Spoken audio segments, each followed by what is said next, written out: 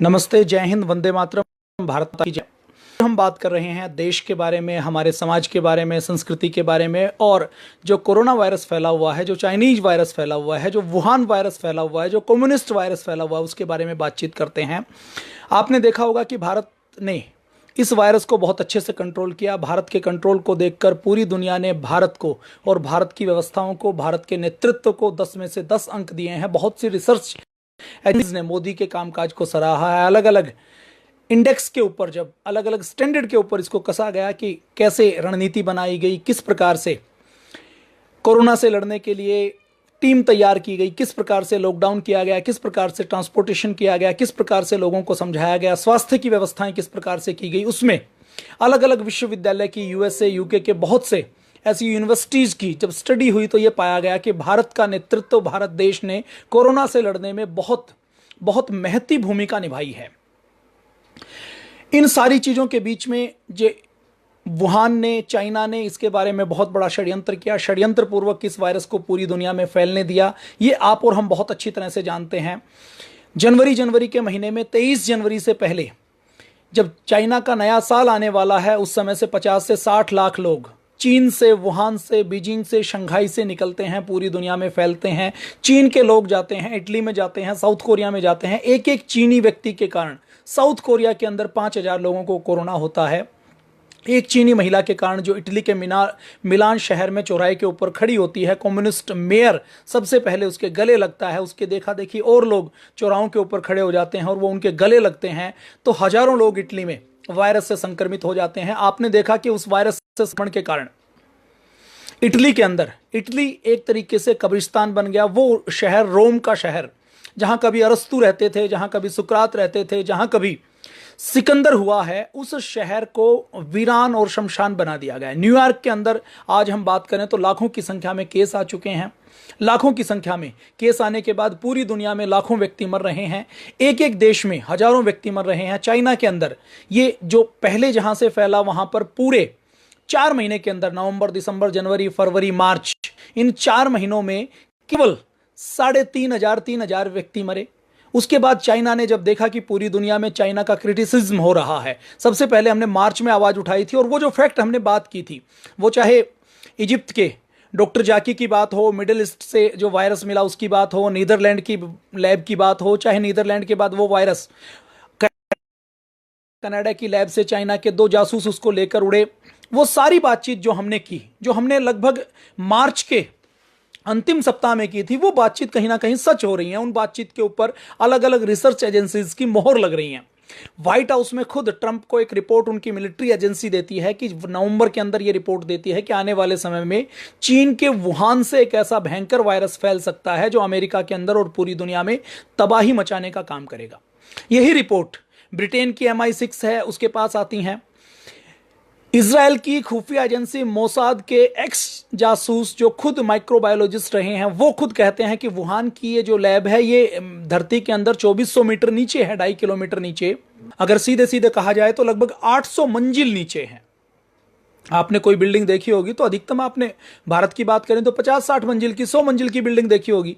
800 मंजिल नीचे ये लैब है। इस लैब में सुरक्षा के मानक पूरे नहीं थे। इस लैब में 1500 प्रकार के खतरनाक वायरस हैं। और चाइना के अंदर कोई डेमोक्रेसी नाम की चीज़ नहीं है, कोई मीडिया नाम की चीज़ नहीं है, कोई न्यायिक व्यवस्था, कोई कोर्ट नाम की चीज़ नहीं है। चाइना में कोई विपक्षी दल नहीं है। चाइना में कोई इंटरनेट, कोई मीडिया, कोई सोशल मीडिया, कोई आवाज़ उठाने वाला, कोई मानवाधिकार, ऐसी कोई चीज़ चाइना के अंदर नहीं है। चाइना के अंदर जो सरकार कहती है वो हर चाइनीज व्यक्ति मानता है, बहुत अच्छे से फॉलो करता है और उसके बाहर वो जा नहीं सकता। मान लीजिए कि आपके घर में 4 व्यक्ति हैं, एक व्यक्ति के ऊपर कोई भ्रष्टाचार का या उसने सरकार की आलोचना की, अगर चाइना की पुलिस आई, चाइना की मिलिट्री आई, उस एक व्यक्ति को वो पकड़ कर लेकर जाएंगे तो घर के 3 सदस्य केवल चुपचाप देखते रहेंगे, वो कोई ऑब्जेक्शन नहीं करेंगे। उसमें महत्वपूर्ण यह है कि वहां पर डेमोक्रेसी नाम की कोई चीज नहीं, और कोई भी व्यक्ति यदि किसी के ऊपर भ्रष्टाचार का आरोप लगता है, कोई सरकार की आलोचना करता है, तो कोई बात नहीं कर सकता। अब एक इंटरेस्टिंग चीज मैं आपको बताना चाहता हूं, उसके बाद हम अपने मूल विषय के ऊपर आएंगे। वो इंटरेस्टिंग चीज क्या है? 3 देशों की कहानी मैं बताना चाहता हूं। इजराइल में मेरे दोस्त हैं, ऋषिकेश के पूज्य स्वामी विश्वकेतु जी हैं, वो बार बार हर साल इजराइल जाते हैं और इस साल 15 मार्च से मेरा भी प्रोग्राम था इजराइल में जाने का। इजराइल के वीजा की प्रोसेसिंग की बातें मैंने कर ली थी और लगभग पक्का फाइनल था कि 15 मार्च से मुझे 10 दिन के लिए इजराइल में जाना है। घूमने के लिए नहीं जाना, इजराइल को समझने के लिए जाना है कि पूरी हथेली के बराबर अरब देश हैं नक्शे में, आप समझ लीजिए, मान लीजिए इतना बड़ा पूरा अरब है, ईरान है, इराक है, जॉर्डन है, पता नहीं कितने कितने खतरनाक देश हैं, उसके बीच में नाखून के बराबर, मतलब इस हथेली में नाखून के बराबर इजराइल है। और नाखून के बराबर इजराइल, आसपास जो आबादी है वो 50 करोड़ की है। उस 50 करोड़ की आबादी में 50 लाख इजरायली व्यक्ति, यहूदी व्यक्ति, जिनको पूरी दुनिया में मारा गया, पीटा गया, पीट पीट के निकाला गया, वो बहुत सम्मान के साथ, स्वाभिमान के साथ रहते हैं।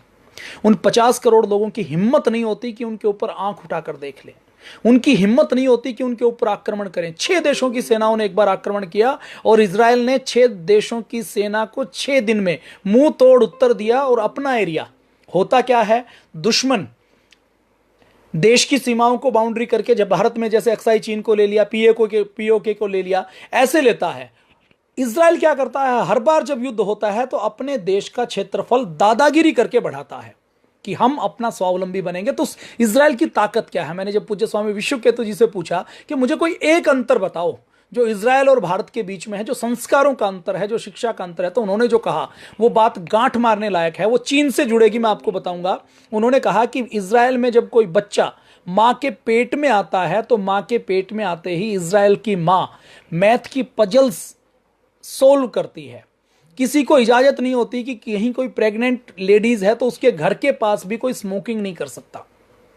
और जब बच्चा पैदा होता है तो पैदा होते ही बच्चे के ब्रेन की प्रोग्रामिंग की जाती है कि तुम यहूदी हो, तुम ज्यूस हो, तुमने दुनिया के अंदर बहुत महान काम किए हैं, तुम्हारा जन्म इस दुनिया में कोई महान काम करने के लिए हुआ है, तुम भीड़ का हिस्सा बनने के लिए नहीं आए, तुम्हें दुनिया के अंदर कुछ बहुत बड़ी चीज देनी है, दुनिया के अंदर बहुत बड़ा योगदान करना है। क्योंकि यहूदियों में साइंटिस्ट भी हुए हैं, दूसरे बिजनेसमैन भी हुए हैं, वर्ल्ड की इकोनॉमी के ऊपर भी उन्होंने गहरी पकड़ बनाई है। तो ये प्रोग्रामिंग माँ बच्चे की करती है।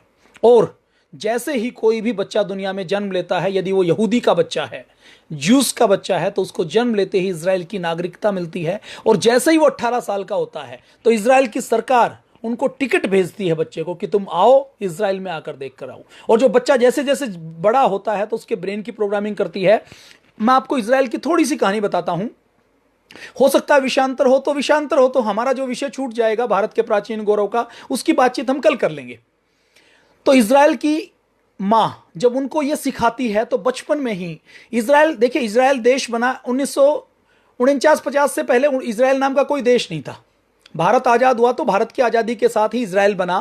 पूरी सेकेंड वर्ल्ड वॉर के समय पूरी दुनिया से, जर्मनी से, रूस से, ये यहूदी अफ्रीका में रहते थे, दुनिया के अलग अलग देशों में रहते थे, कहीं पर थोड़े रहते थे, कहीं पर ज्यादा रहते थे। तो जर्मनी के अंदर हिटलर ने यहूदियों को कत्लेआम करना शुरू किया। कत्लेआम कैसे करना शुरू किया? यहूदियों को घरों से निकाला जाता था, उनकी बस्तियों से निकाला जाता था और उनको कहा जाता था कि हम आपको दूसरे कैंप में लेकर जाएंगे। और उनको कैंप में लेकर आते थे, बड़े बड़े बाड़े बनाए होते थे, उन बाड़ों के अंदर उस कैंप में परिवार को अलग कर दिया जाता था। परिवार को अलग करने के बाद उस कैंप में गैस चैम्बर के अंदर लोगों को जला दिया जाता था। सामूहिक लाखों व्यक्तियों का नरसंहार किया जाता था। हिटलर क्या कहता था कि हम एक बहुत अच्छी रेस हैं, ये यहूदी हमारे देश को खराब करें, ये यहूदी हमारे देश के प्रति वफादार नहीं है।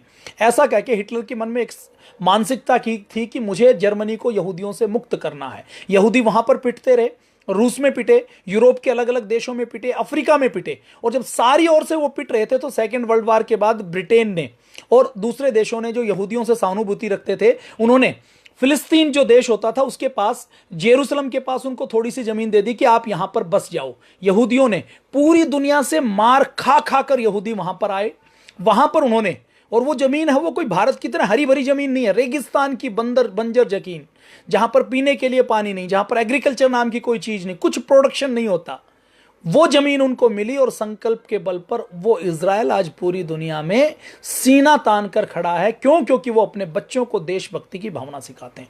आगे क्या होता है, जैसे ही बचपन में बच्चा बड़ा होता है तो उसका परिवार यहूदियों के ऊपर जो अत्याचार जर्मनी में किए, जो होलोकास्ट के कैंप बनाए हुए थे, उन होलोकास्ट के कैंपों की एक फोटोकॉपी मतलब जैसे कैंप वहां पर थे, कैसे उनको घेरा गया, कैसे यहूदियों को मारा गया, कैसे अत्याचार किया गया, अलग अलग देशों में क्या अत्याचार किया गया, इसके म्यूजियम बने हुए हैं। और उस म्यूजियम में बच्चों को ले जाया जाता है, बच्चों को वहां पर दिखाया जाता है, बच्चों को बताया जाता है कि देखो इजराइल हमने अपने खून पसीने से बनाया है और इस इजराइल की इज्जत कम नहीं होनी चाहिए। ये यहूदी कौम हमने अपने संघर्ष के दम पर जीवित रखी है, नहीं तो पूरी दुनिया इस कौम को खत्म करना चाहती थी। हिटलर खत्म करना चाहता था, जो सेकेंड वर्ल्ड वॉर का सबसे पावरफुल देश और नेता था, जो लगभग सेकेंड वर्ल्ड वॉर जापान के साथ मिलकर जीतने वाला था। तो ये जब कहानी उनको बताई जाती है, और कोई बच्चा यदि इजराइल में रहता है तो उनके बच्चों के स्कूल का टूर कहीं मनोरंजन के स्थान पर नहीं जाता था, पहले वो उनको वहां लेकर जाते थे कि ये देखो तुम्हारी कितनी पिटाई हुई है, कितना संघर्ष हुआ है, कितना अत्याचार हुआ है। और वो जब दिखा देते थे, वो पढ़ा देते थे, तो बच्चे के मन में देशभक्ति के भाव इतने अंकित हो जाते थे कि इजराइल की जहां बात आती थी, जहां यहूदियों की बात आती थी, तो वो अपने प्राण दे देते थे, लेकिन पीछे नहीं हटते थे। 18 साल का कोई बच्चा हुआ, मान लीजिए कोई ऐसा यहूदी है जो इजराइल से बाहर रहता है, तो उसको 18 साल का होते ही इजराइल की सरकार उसको टिकट भेजती है। टिकट भेज के वो जब इजराइल में आता है तो सबसे पहले उसको होलोकास्ट वाली जगह दिखाई देती है कि तुम्हारे ऊपर इतने अत्याचार हुए थे। अब मैं बात करता हूं जापान की। सेकेंड वर्ल्ड वॉर में जापान के ऊपर कितनी पाबंदियां लगाई गई थी। जापान को तहस नहस कर दिया था, जापान को एक तरीके से बर्बाद कर दिया गया था। नागासाकी और हिरोशिमा के ऊपर तो केवल बम गिराए गए थे, 2 शहर तो एक बार बर्बाद हुए। उनकी पीढ़ियों में आसपास के कई शहरों में आने वाली 2-2 पीढ़ियों तक अपंग बच्चे पैदा रहे। जापान के ऊपर इतने प्रतिबंध लगाए गए कि आप सेना नहीं रख सकते, आप हथियार नहीं रख सकते, आपके ऊपर यह भी प्रतिबंध है, आपके ऊपर यह भी प्रतिबंध है, आपके ऊपर यह भी प्रतिबंध है, ताकि जापान फिर कभी कोई नुकसान ना कर सके। वो जापान सेकेंड वर्ल्ड वॉर के बाद कैसे खड़ा हुआ है वो आपको पता है। तो जापान के अंदर हिरोशिमा और नागासाकी में जब कोई बच्चा जन्म लेता है ना, उसके मन में ऐसी देशभक्ति की, ऐसी स्वदेशी की, ऐसे स्वाभिमान की भावना भरी जाती है कि जन्म लेते ही, जैसे ही वो थोड़ा सा समझने लायक होता है, उसको नागासाकी और हिरोशिमा का नष्ट किया हुआ शहर का वो हिस्सा दिखाया जाता है। वो हड्डियां दिखाई जाती हैं, वो जले हुए शवों के फोटोग्राफ दिखाए जाते हैं, वीडियो दिखाए जाते हैं, और उसके मन मस्तिष्क के ऊपर अंकित कर दिया जाता है कि जापान को हमने अपने खून पसीने से इस देश के सीमा को बनाया है, इस देश को बनाया है, इसको खड़ा किया है। इसको खड़ा करने में आपको भी अपने पूर्वजों के बलिदान से सबक लेना है। अब मैं आपको चाइना की बात बताता हूं, जो मुझे आज पता लगी। इन दोनों चीज़ों से मैं इसलिए जोड़ना चाहता हूं कि यदि कोई राष्ट्र महान बनता है तो वो अपने गौरव का स्मरण करके, अपने स्वाभिमान का स्मरण करके, अपने पूर्वजों का स्मरण करके, अपने महापुरुषों का स्मरण करके, अपने बलिदानियों का, अपने पूर्वजों के तप त्याग का, उनके बलिदान का, उनकी वीरता का स्मरण करके महान बनता है। कभी भी कायरता की कहानियां सुनाकर हम किसी नई पीढ़ी को बलवान या महान नहीं बना सकते। तो चीन में जो मैंने अपने उस पतंजलि योगपीठ के कार्यकर्ता भाई से बात की, तो उसने एक खास बात बताई कि पूरे चीन में जापान से बहुत नफरत है, क्योंकि जापान ने जब सेकेंड वर्ल्ड वॉर हुआ तो चीन के लोगों के ऊपर खूब अत्याचार किया था। एक खास जगह है पहाड़ी के पास, एक चीन के एक प्रांत में, उस पहाड़ी के पास लाखों चीनी व्यक्तियों को ले जाकर जापानी सैनिकों ने उनको जिंदा जला दिया था। हजारों की संख्या में झुंड में जिंदा जलाया, खूब उनके ऊपर अत्याचार किए, उनकी जीवित चमड़ी उतारने का काम, उनको हत्या करने का काम, लाइन में खड़े होकर गोली मारने का काम, बच्चों को मारने का। सेकेंड वर्ल्ड वॉर में जापान ने खूब क्रूरता की, और युद्ध में क्रूरता होती है, जापान ने खूब क्रूरता की। तो चीन के अंदर जापान के साथ स्वाभाविक नफरत है, और जापान भी चीन के साथ स्वाभाविक नफरत करता है। अभी भी चीन और जापान के बीच में झगड़ा चलता है। बीच के कुछ ऐसे द्वीप हैं, चीन और जापान का नक्शा जब आप देखेंगे गूगल मैप पर, तो आप देखेंगे बीच में कुछ छोटे छोटे डॉट डॉट जैसे द्वीप हैं।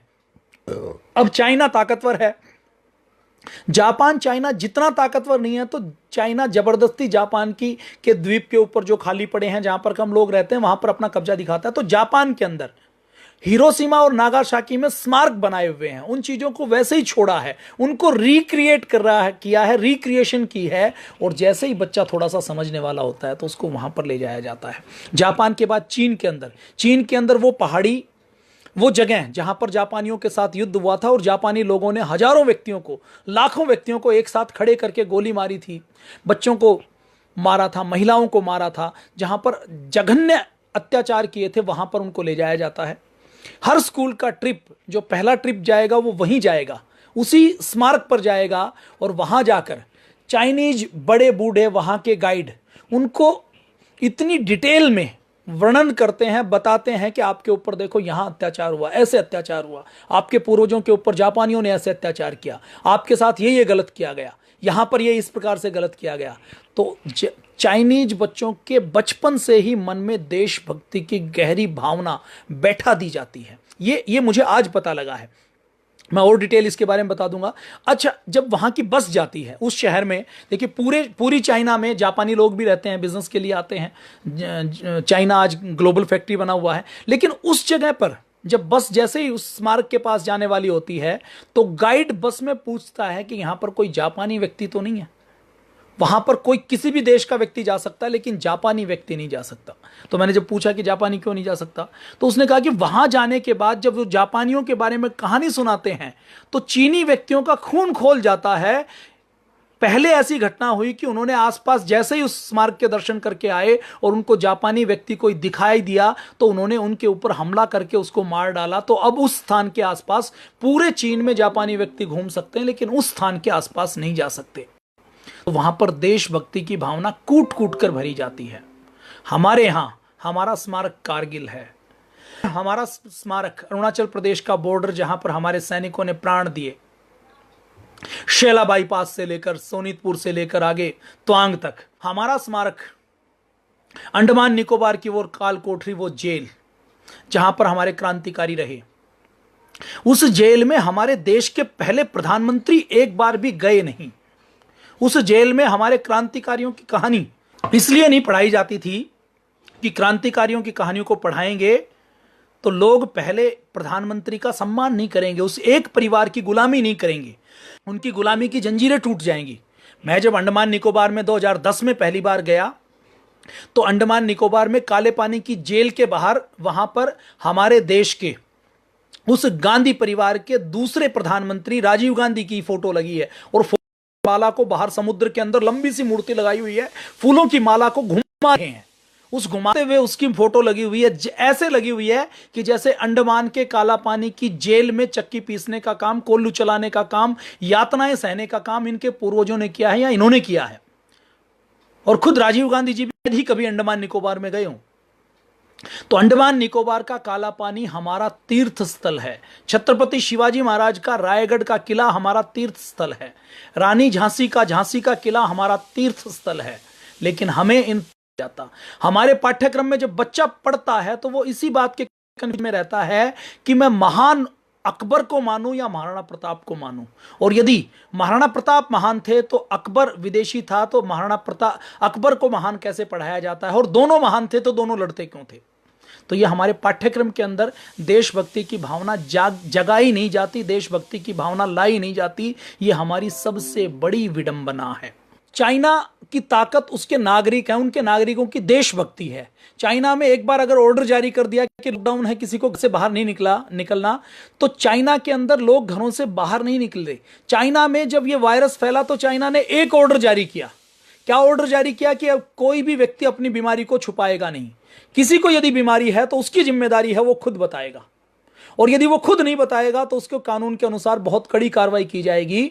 तो लोगों ने खुद सामने आकर बताया कि हमारी जांच की जाए, हमें संक्रमण हो सकता है। लोगों ने खुद अपनी सरकार का सहयोग किया, खुद से लॉकडाउन के अंदर रहे। लॉकडाउन के अंदर लाठीचार्ज करने की आवश्यकता नहीं पड़ी। अपने यहां विडंबना देखिए, कुछ लोग थूक कर फैला रहे हैं। वहां पर क्राइम क्या है कि आपने बताया नहीं तो यह क्राइम है। थूकने की आजादी तो है ही नहीं, आपको फैलाने की आजादी नहीं है। लेकिन अगर आपके अंदर वायरस है और आपने नहीं बताया तो यह सबसे बड़ा गुनाह है। आपने जानकारी नहीं दी तो आपको हो सकता है आपको गायब कर दिया जाए, आपके ऊपर कठोर कार्रवाई की जाए, आपको कड़े से कड़ा दंड दिया जाए। एक और इंटरेस्टिंग बात उन्होंने बताई कि अगर आपके पास ड्राइविंग लाइसेंस है, आप गाड़ी से जा रहे हैं और आपका लाइसेंस घर रह जाता है तो भी सीधे सीधे आपको 13 दिन की कैद दी जाती है। कोई एक्सक्यूज नहीं सुना जाता। कानून का इंप्लीमेंट ऐसा होता है कि वहां पर जो पुलिस वाला है वो तय करता है और हर चीज के लिए, हर व्यक्ति के लिए अलग फाइन तय किया जाता है। किसी व्यक्ति ने एक बच्चे की जगह 2 बच्चे पैदा किए तो 2 बच्चे पैदा होते ही उस दूसरे बच्चे को कोई सरकार की आईडी नहीं मिलेगी, उसको किसी स्कूल में प्रवेश नहीं मिलेगा, उसको कोई मेडिकल की फैसिलिटी नहीं मिलेगी, उसके पास आईडी नहीं होगी तो उस बच्चे को चाइना के अंदर कोई पहचान नहीं मिलेगी। और उस बच्चे के साथ तो यह होगा ही होगा। चाइना के अंदर बुलडोजर और जेसीबी आएगी, उसके माँ बाप के घर और छत को तोड़कर रोड के ऊपर खड़ा कर दिया जाएगा। कोई सवाल जवाब, कहीं अपील करने का अधिकार नहीं होगा। अपने यहां तो अपना देश तो धर्मशाला बना हुआ है। मशीन की तरह, जैसे मुर्गी बच्चे पैदा करती है कि हर दिन एक अंडा देगी, एक चूजा पैदा करेगी, ऐसे ही बच्चे पैदा करते रहते हैं। और अपने यहां यदि कोई जनसंख्या नियंत्रण की बात करे, कोई समान नागरिक संहिता की बात करे, अपने यहां यदि कोई व्यक्ति बात करे कि भारत को बचाने के लिए भारत के अंदर इस तरह से करने की आवश्यकता है, तो लोग सड़कों के ऊपर उतरने लगते हैं, सलाह देने लगते हैं। ऐसे पप्पू जैसे लोग जिनके अंदर दिमाग नाम की कोई चीज नहीं है, जिनसे ज्यादा दिमाग तो एक 8वीं क्लास के बच्चे के अंदर मिल जाए, ऐसे लोग विपक्ष की भूमिका के अंदर खड़े हो जाते हैं। जमात जैसी कोई चीज वहां पर काम नहीं कर सकती। वहां के 2-3 स्टेट ऐसे हैं जहां पर लोग कट्टरवाद को मानते थे। उन कट्टरवादी लोगों को उन्होंने कल्चरल रिवॉल्यूशन सेंटर बनाए, सांस्कृतिक सुधार सेंटर बनाए, 20 लाख लोगों को ले जाकर बंद कर दिया।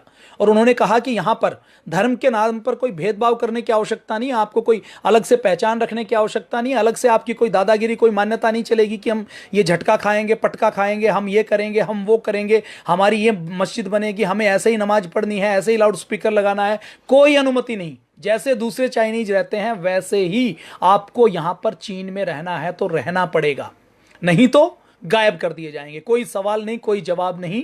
और वहां के किसी भी धर्म के व्यक्ति हैं, उनके लिए जब मैंने पूछा कि वो क्या सोचते हैं, उन्होंने कहा कि वो चाइना के लिए वफादार हैं, चाइना का सोचते हैं, चाइना के लिए पूरी तरह से कट्टर हैं। उनको यदि अरब का कोई व्यक्ति ये कहेगा कि आप हमारे भाई हो, तो अरब का व्यक्ति उसको भाई मान सकता है, वो अरब के व्यक्ति को भाई नहीं मानेगा यदि चाइना के साथ झगड़ा हुआ तो। इतनी देशभक्ति की भावना डाल रखी है। दूसरी बात उन्होंने बताई कि चाइना के अंदर कुछ भी फ्री नहीं है। हॉस्पिटल में आप जाओगे तो सरकारी हॉस्पिटल के अंदर पूरी पेमेंट करनी पड़ेगी, कुछ फ्री नहीं है। फ्री आपको कुछ मिलने वाला नहीं है कि फ्री आप खाओगे, देश के ऊपर बोझ मलोगे। आपको काम करना पड़ेगा, काम करके ही आपका इलाज होगा। आपको काम नहीं करोगे तो आप मरोगे, आपको सड़क के ऊपर रहना पड़ेगा। चाइना के अंदर ऐसी व्यवस्था है कि आप काम करना चाहते हो तो आपको आपके आधार कार्ड के ऊपर ही 10 लाख रुपए का लोन मिल जाएगा। आप थोड़ा सा और काम करना चाहते हैं, बैंक में जाएंगे तो 30-40 लाख का लोन मिल जाएगा। आपके पास कोई एक गाड़ी है तो 80 लाख का, 1 करोड़ रुपए का आपको लोन मिल जाएगा। लेकिन वहां पर आपको काम करना पड़ेगा, निकम्मे रहकर आप वहां पर बोझ नहीं बन सकते। वहां पर कोई मनरेगा की स्कीम नहीं चलती कि घर बैठे आपको इतने पैसे मिलेंगे। वहां पर किसी प्रकार से कोई अपील या दलील नहीं चलती कि आप ये कर लोगे तो ये कर लेंगे, विपक्षी दल आपको फ्री में चावल देगा, फ्री में नमक देगा, फ्री में आटा देगा, फ्री में दाल देगा, आपको ये तो मिलने ही वाला है। वहां पर कम्युनिस्ट देश है, लेकिन कम्युनिस्ट बात क्या करते हैं, चाइना के अंदर कोई सेकंड पार्टी नहीं है, कोई विपक्ष नहीं है, कोई मानवाधिकार आयोग नहीं है, कोई मीडिया नहीं है, कोई न्यायालय नहीं है। वहां के न्यायालय के अंदर किसी भी देशद्रोही के लिए, किसी भी गलत व्यक्ति के लिए कभी कोई सुनवाई नहीं होती। और न्यायालय के अंदर यदि कोई अपराध करता है तो फास्ट ट्रैक के ऊपर सुनवाई होती है। वहां पर अपील के ऊपर अपील, दलील के ऊपर दलील, याचिका के ऊपर याचिका नहीं होती। वहां देश के खिलाफ कोई काम करता है तो अफजल याकूब जैसे व्यक्तियों के लिए रात को 12 बजे न्यायालय नहीं खुलता। इसलिए चाइना आज चाइना बना है। मैंने उनसे एक दूसरी बात और पूछी, जब उनसे बातचीत की कि ये सारी बातचीत चल रही है तो चाइना के अंदर लोग क्या सोचते हैं अपनी सरकार के बारे में, उनको बोलने की बहुत ज्यादा आजादी नहीं है। कहते चाइना के लोग देशभक्त हैं, वो जानते हैं कि हमारा नेतृत्व, हमारी सरकार जो कर रही है ठीक कर रही है। चाइना के अंदर केवल एक सिंगल पार्टी है, कोई दूसरी पार्टी नहीं है। चाइना के अंदर चाइना की सरकार ने एक बार जो ऑर्डर दे दिया सारे लोग उसका पालन करते हैं, उससे दाएं बाएं नहीं जाते। ये लाल झंडे वाले, ये कम्युनिस्ट लोग जो देश को टुकड़ों टुकड़ों में तोड़ना चाहते हैं, ये इन्होंने पूरे बंगाल को बर्बाद कर दिया। ये बंगाल वो बंगाल होता था जब हम वर्ल्ड में हमारी जीडीपी का 25% का योगदान होता था, तो उस 25% के योगदान में जो सबसे बड़ा हिस्सा होता था वो बंगाल की दस्तकारी का। बंगाल जिसमें बांग्लादेश होता था उस समय, जो वस्त्र जाते थे, मलमल के वस्त्र जाते थे ढाका से, जो एक अंगूठी के अंदर पूरा थान निकल जाता था, एक नारियल के बॉक्स में पूरा एक थान पैक हो जाता था, एक माचिस की डिब्बी के अंदर पूरी साड़ी को पैक कर दिया जाता था। इतनी गहरी दस्तकारी बंगाल के अंदर थे। घर घर के अंदर कारखाने चलते थे, घर घर के अंदर हाथी दांत का काम होता था, मसालों का काम होता था, व्यापार होता था। पूरी दुनिया के अंदर हम इतना एक्सपोर्ट करते थे कि सोना चांदी नदियों में, जैसे नदियां हिमालय से निकलकर समुद्र में मिलती हैं, निचाई की ओर जाती हैं, गड्ढे की ओर बहती हैं, ऐसे ही सोना चांदी हीरे जवाहरात हमारे देश में खदानों में कम निकलते थे। पूरी दुनिया में जहां निकलते थे वहां से बह बहकर आते थे।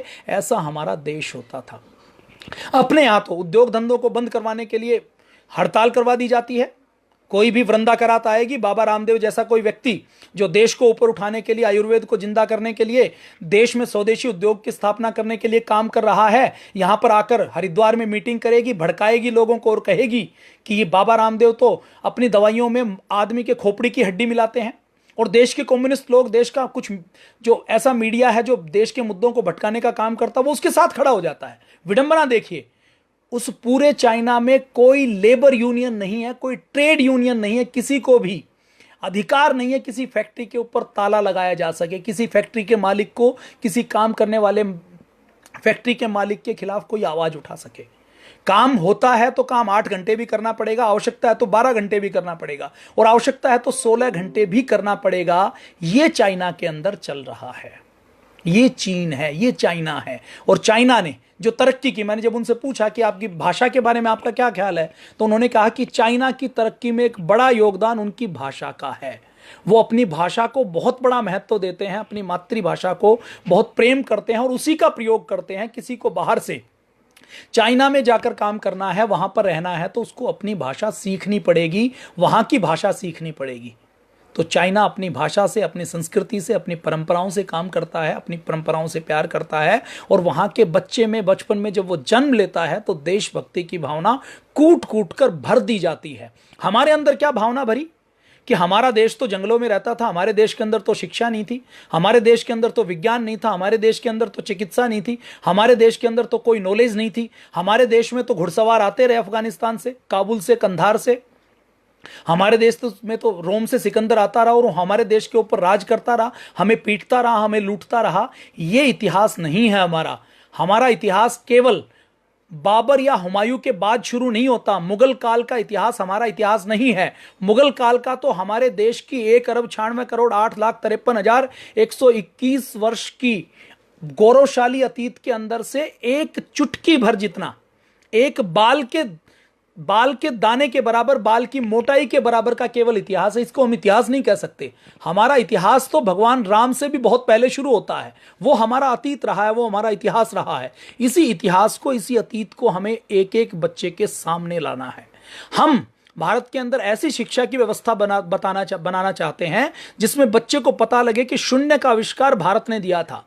गणित का आविष्कार करने वाला भारत है, वैदिक गणित, जिसमें जोड़, घटा, गुणा, भाग के सूत्र जो आज डिकोड कर लिए गए हैं, उन सूत्रों से गणित इतना आसान हो जाता है, कैलकुलेशन इतनी फास्ट हो जाती है। और ये तो है, ये तो शहरों के अंदर आप सर्च करेंगे, आप किसी भी शहर में रहने वाले हैं, यदि आप किसी डिस्ट्रिक्ट हेडक्वार्टर पर रहते हैं तो आपको आपके जिले में एक वैदिक गणित का ट्यूटर जरूर मिल जाएगा। आप चाहें तो अपने बच्चों को पढ़ा सकते हैं। 6 अंकों की गुणा आपको करनी है तो आपको कलम उठाने की जरूरत नहीं पड़ेगी, आप अपने मस्तिष्क के अंदर गुणा कर लेंगे। ये वैदिक गणित है जो हमारे एक शंकराचार्य ने, एक ऋषि ने, उसकी पुस्तक हाथ लगी, उस पुस्तक के पन्ने पलटे, उन सूत्रों को डिकोड किया, उन सूत्रों को सरल भाषा में समझाया और वैदिक गणित के ऐसे सूत्र और ऐसे फार्मूले आए।